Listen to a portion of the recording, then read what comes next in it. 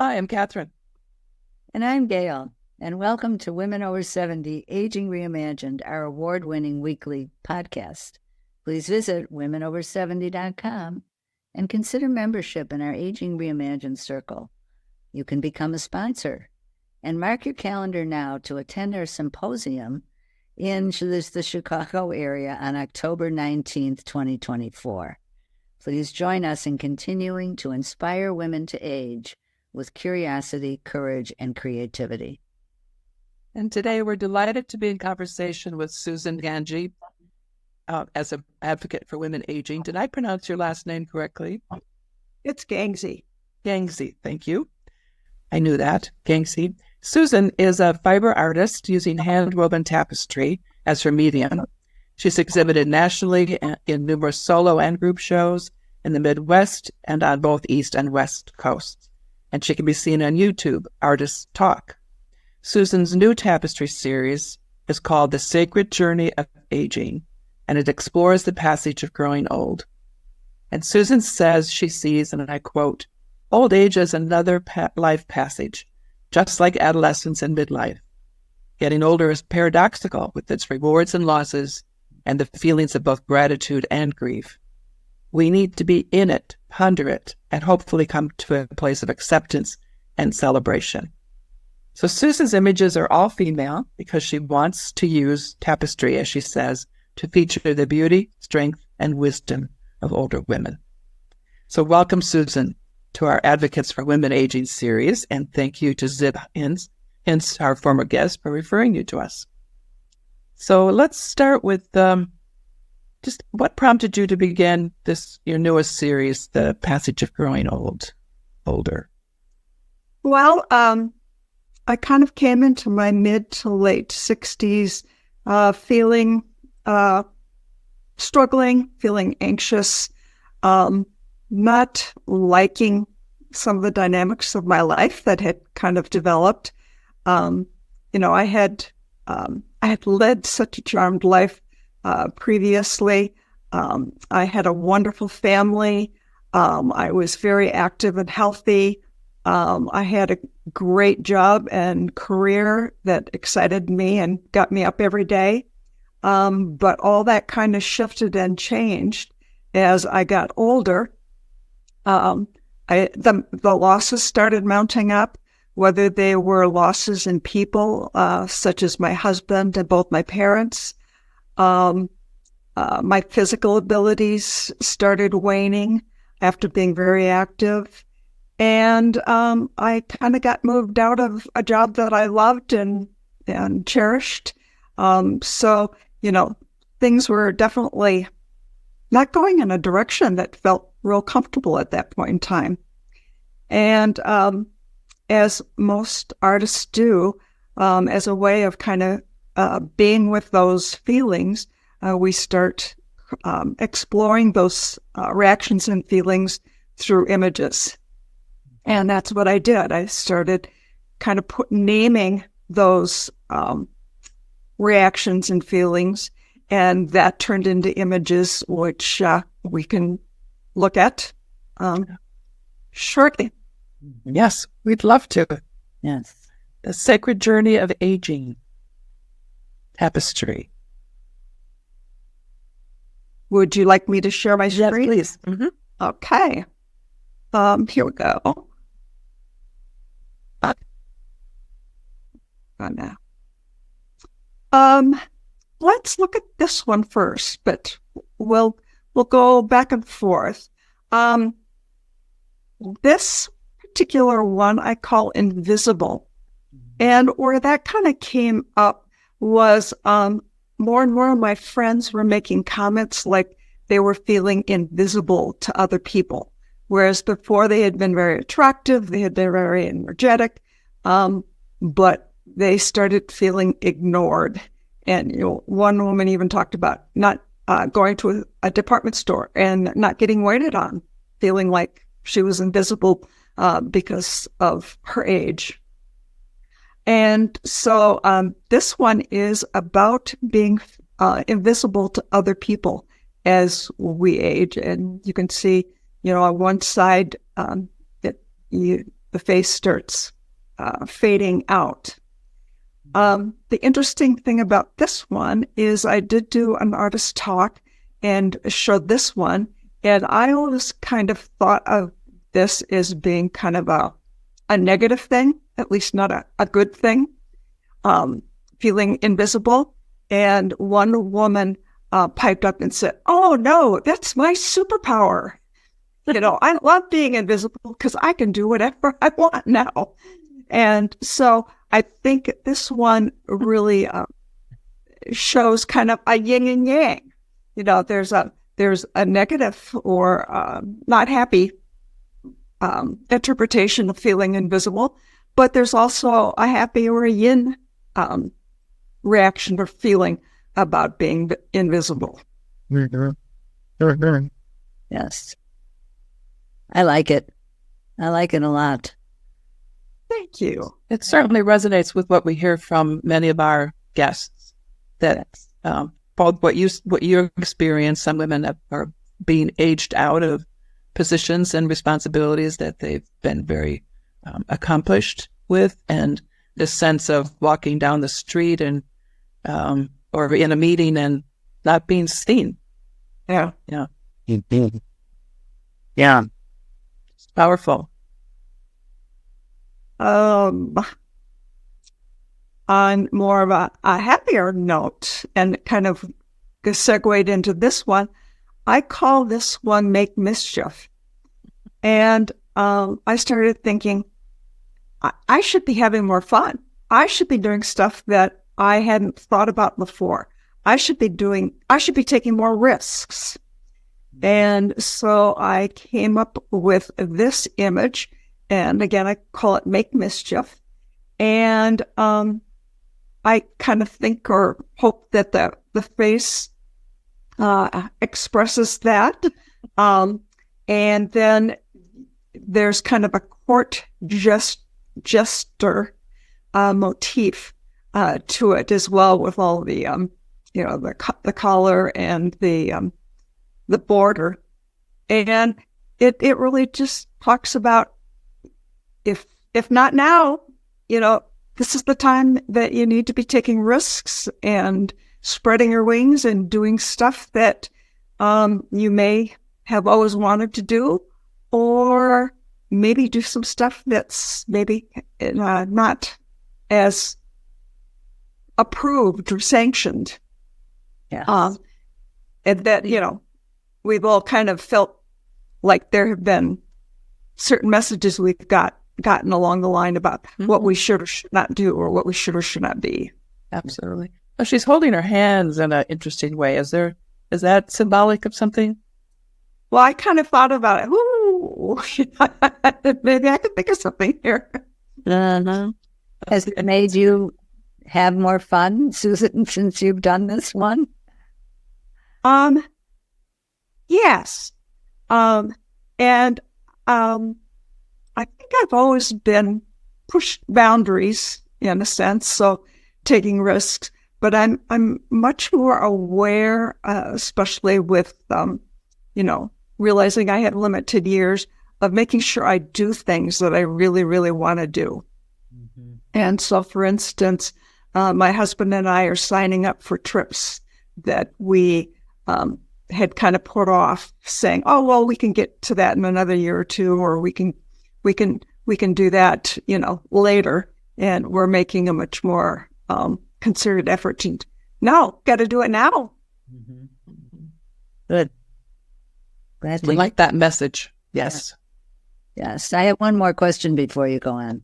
And then Okay. I noticed the materials are wool, cotton, and gold thread weft cotton warp. Can you talk a little bit about those materials?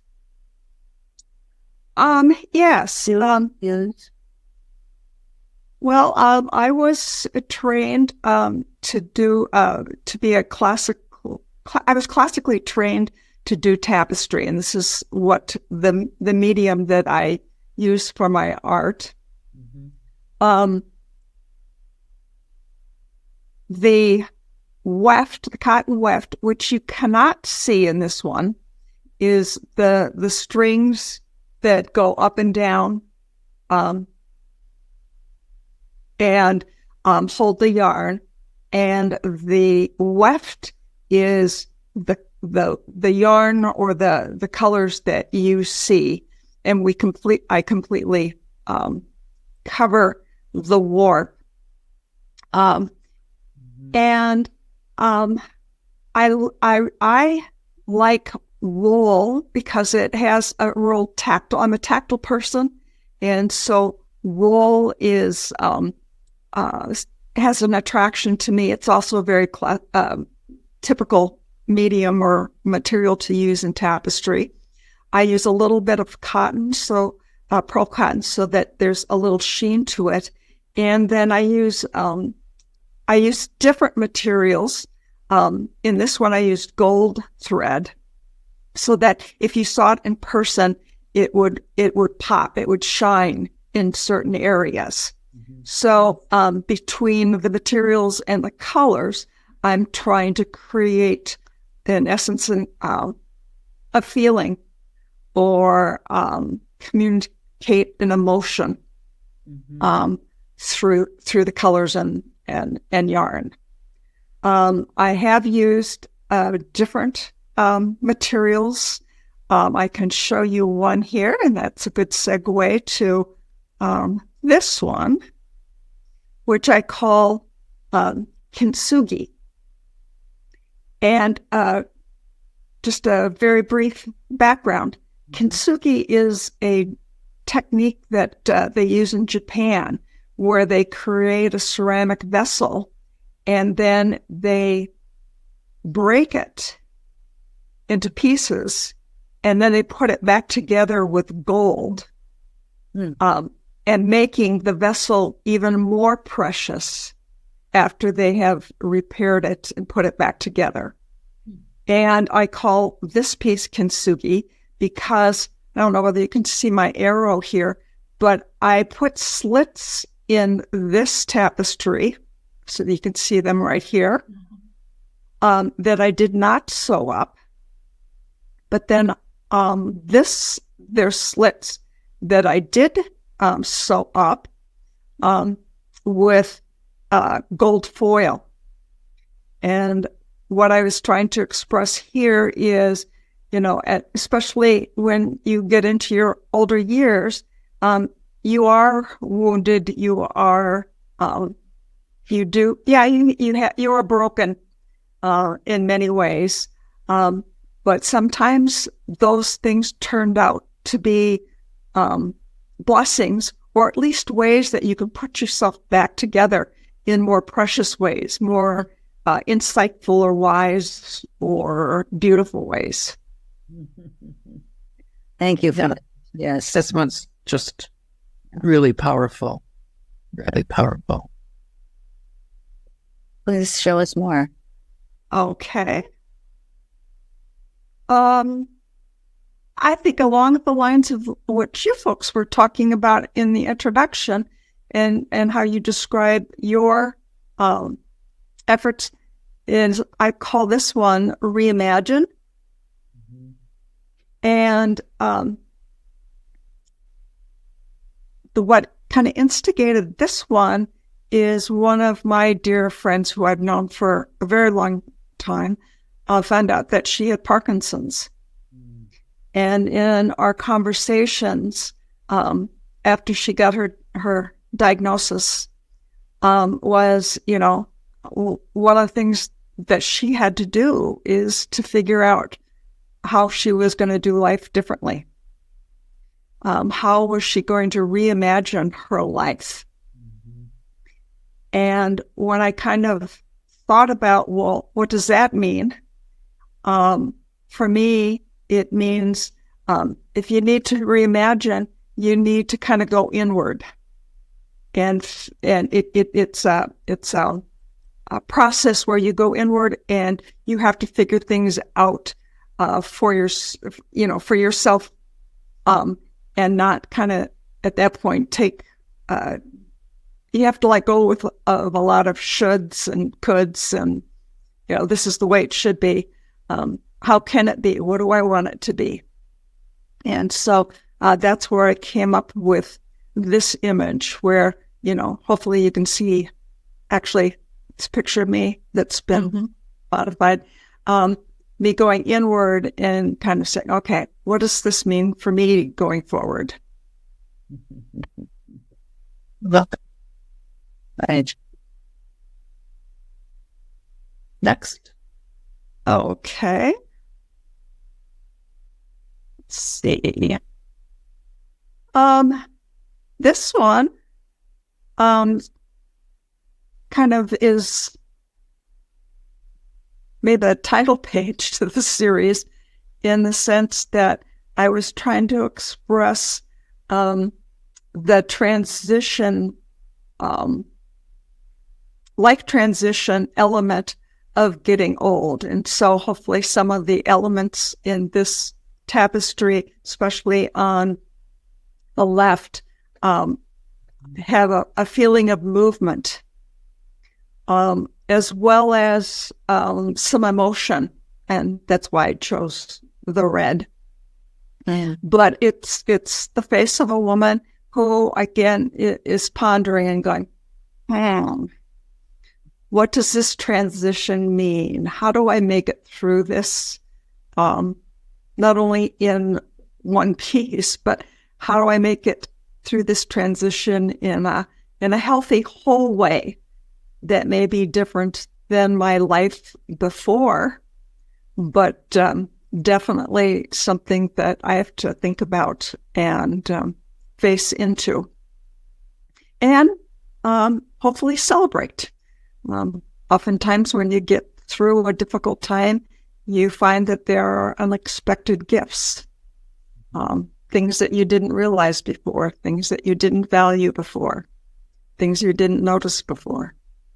I'm especially partial to this one. I mentioned to Susan when we had our pre-interview talk that this woman looks exactly like my grandmother.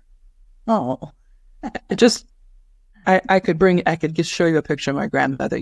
It's her, and it brought me into remembering my grandmother over the years, and raising 14 children on the farm, and having a husband who became paralyzed with rheumatoid arthritis, and just hardship, and always there's a gentleness about how you depict her. She's pondering.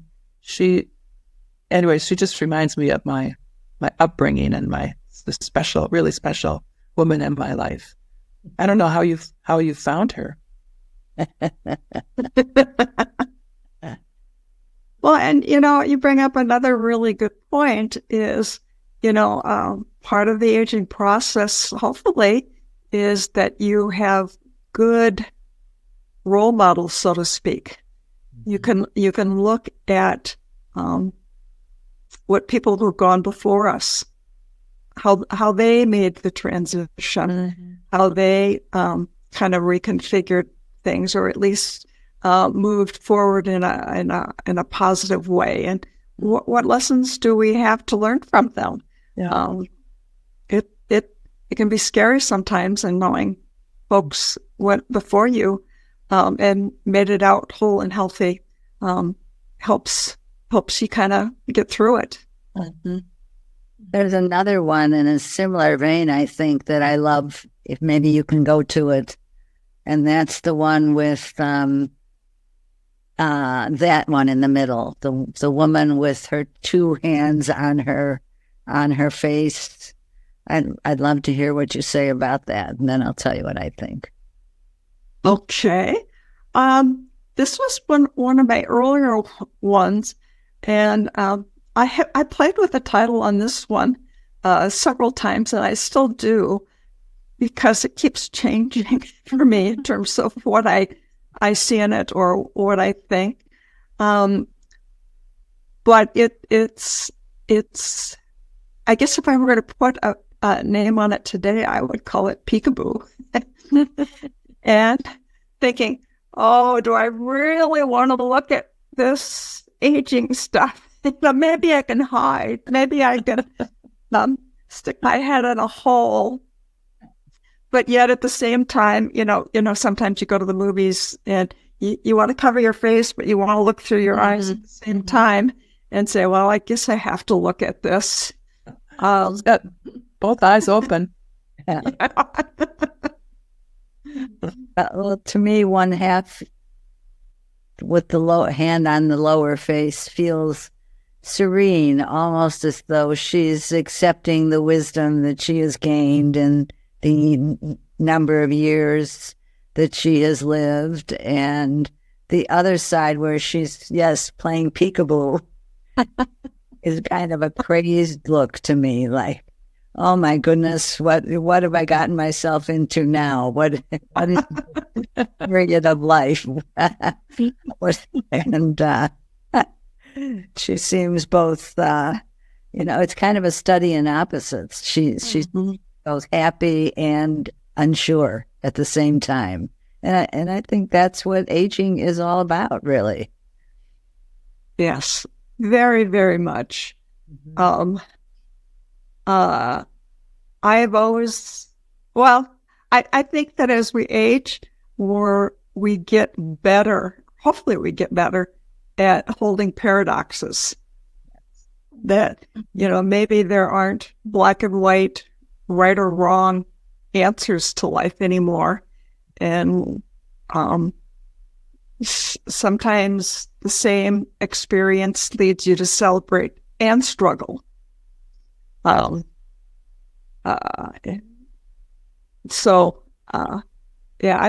think as we age, we realize paradox is not something that you necessarily have to resolve. I think when you rename this, that's what you should use. Paradox? Paradoxes. Okay. Yeah. Beauty of electronics is you can change it anytime you want. Right.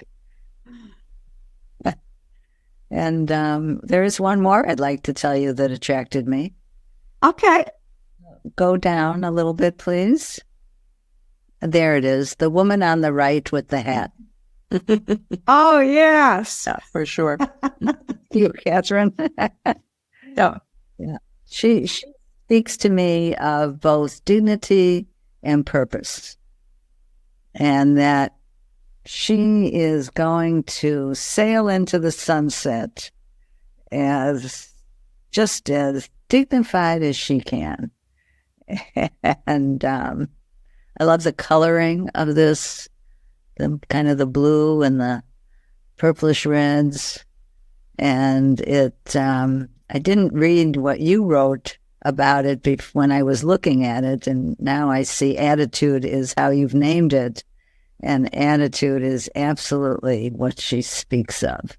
That's me. I want to go out with attitude. Me too. Should have a hat. She's defying any stereotypes. She's just saying, just watch me. Here I go.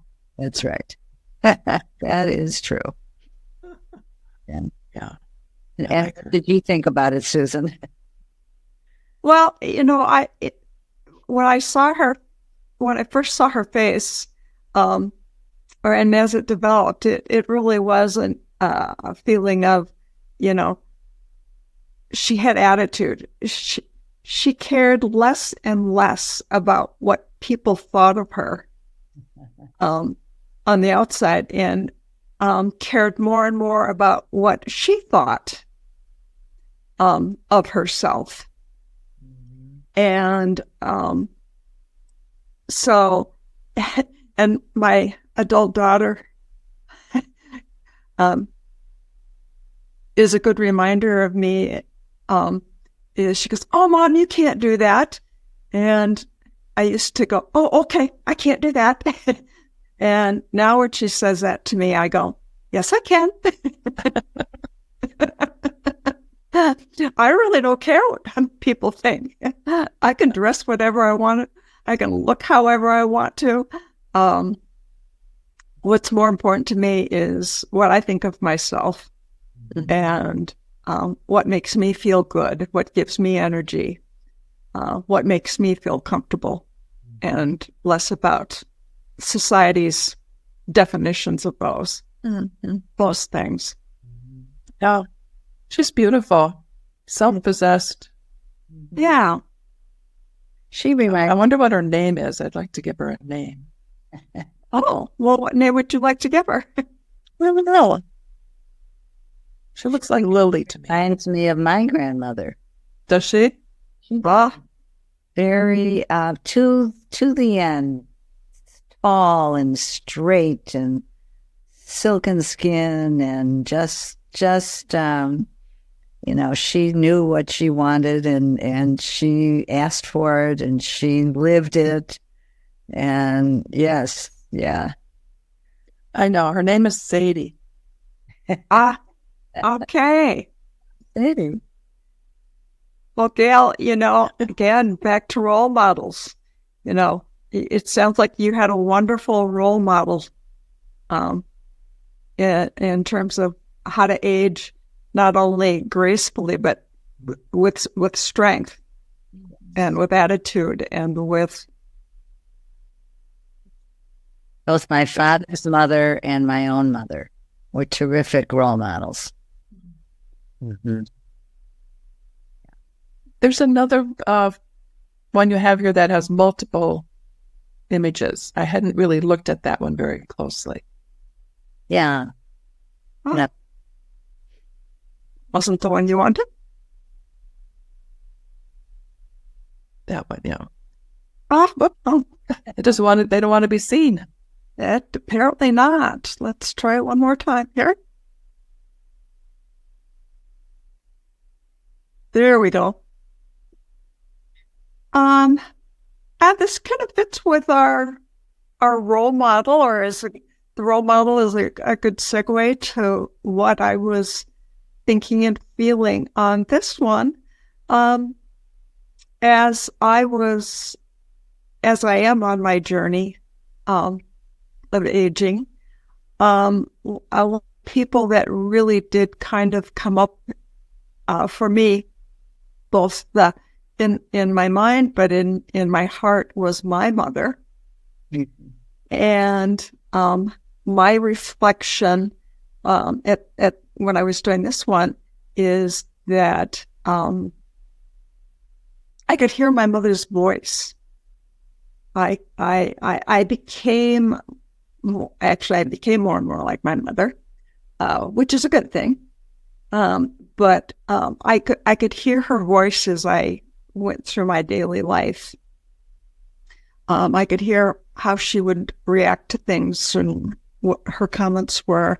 I could even pretty much ask her a question. Oh, and she's passed, by the way.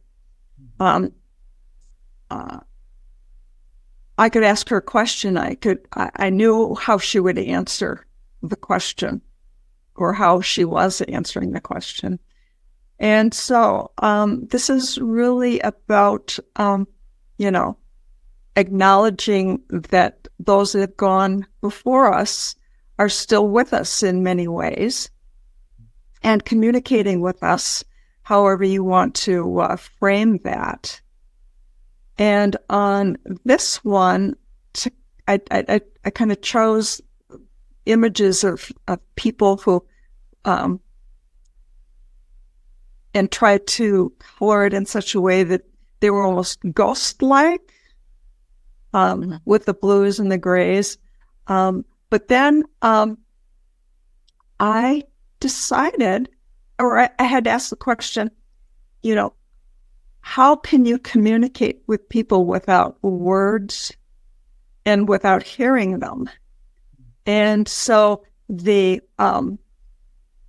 red dots are buttons, but they spell out, I am always with you, listen, and wisdom in Braille. So that's why the strange red dots are on there is they, Braille communicates without speaking and hearing. Very nice. Wow. Very creative. Very creative. So, Susan, you've said something a little bit about how you think about your own aging process and so is there anything more you want to say about that? And also just what's on the horizon for you? I know travel, but how as you look ahead? That's a great question. I'm clearly still on that journey. I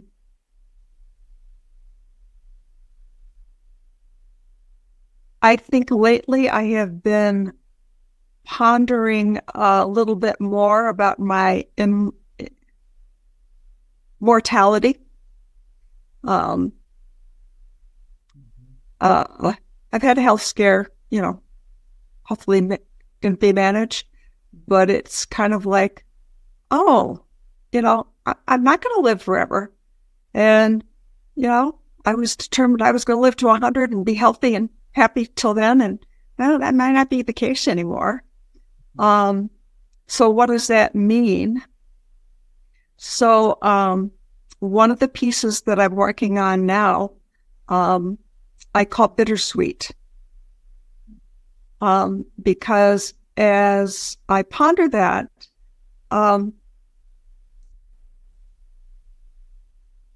events, people, things become more bittersweet to me. They become, because I know that it may be the last one, or I know that it be towards the end, it's bitter to kind of admit that and accept that, but it also becomes more precious. It becomes sweeter.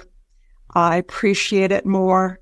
I want to hold it tight, not tight in terms of, can't let go, but tight in terms of appreciating it and hugging it and holding it close to my heart.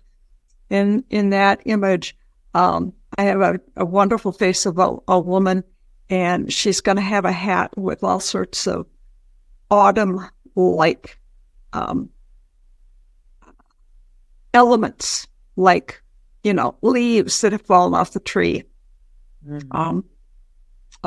branches. It's going to be very kind of nature autumny like. So that kind of speaks to both kind of where I am personally as well as artistically. Another piece that's I'm ready to start weaving is a face where I leave, in essence, holes in the tapestry in her face. And again, for me, it kind of denotes, I call it losing pieces. And so, one of the parts of aging, it's one of the maybe not so great things, is you lose things. You grieve, whether it's people or abilities, as part of this process. So, in terms of this series, right now, I'm not quite sure I see an end to it because I keep coming up with things. And in terms of the things on the creative side, I really do. I believe for me, it's really important for me to use faces of women, because, I know that aging may not be easy for men, but I think that there's dynamics in our culture and in our society that make it even more difficult for women, because of a lot of the attributes that we're rewarded for are the ones that we lose as we age. So it's important for me to keep going with female faces and images. I think that ties into I'm attracted to my medium in terms of being tactile, but I also think that there's a strong link between textiles and women, because textiles tend to be thought about in more of a female vein of creativity and production. So, And as I have a bigger body of things to show and exhibit, I'm looking more and more in for venues and opportunities where I can put them up and have people reflect on them, Mm-hmm. and have them have their own experience with the image, like the ones that you two were drawn to, so that there can be if not an emotional connection with all of us looking at them, but maybe some more further exploration on a personal level for people looking at the pieces. And there's I think a good dialogue that can happen through that process. I think that's a wonderful goal. I know you've done some of that already, but that would really be a gift, I think, to women, to be able to show your art and have dialogue with them. That'd be great. Yes. Oh, so we have to close. Okay. Great. Thank you so much for being here, Susan, and sharing. Oh, thank you. I really appreciate this opportunity to share this, and hopefully people can connect with it and be touched by it some way in your podcast. Thank you very much, and for all the great work you are doing, because you're doing the same thing, only just in a little different medium and Tapestry and technology. Hey, Your story. Yes, thank you so much. listeners, because of your loyalty, our numbers continue to grow, and still we need your support. Please visit womenover70.com, join Aging Reimagined Circle, or make a donation, and let your voice be heard and help change the conversation about women aging.